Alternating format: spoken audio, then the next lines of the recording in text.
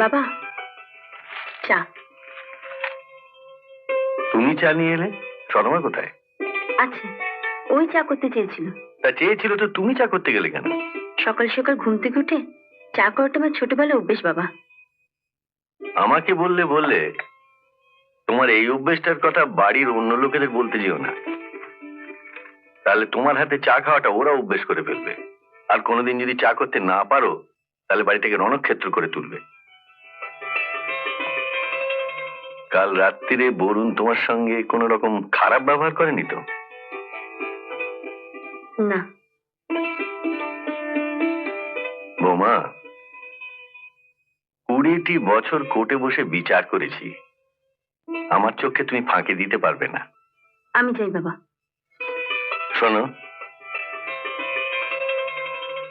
রোজই বরুণ একবার করে তোমার ল্যাজে পা দেবে। ছোবল মারতে না পারো, এক আধবার অন্তত ফোঁস করে উঠবে।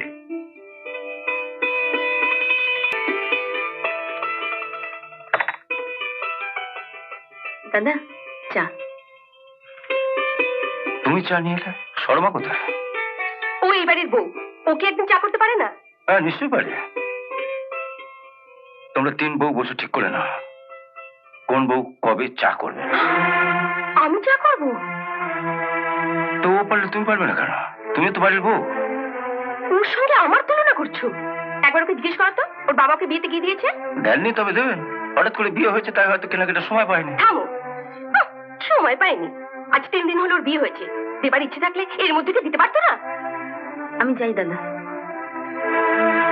দেখো কেমন পালিয়ে গেল। ও ভদ্র ঘরের মেয়ে, তোমার মতন কোমর বেঁধে ঝগড়া করার অভ্যেস ওর নেই। কি?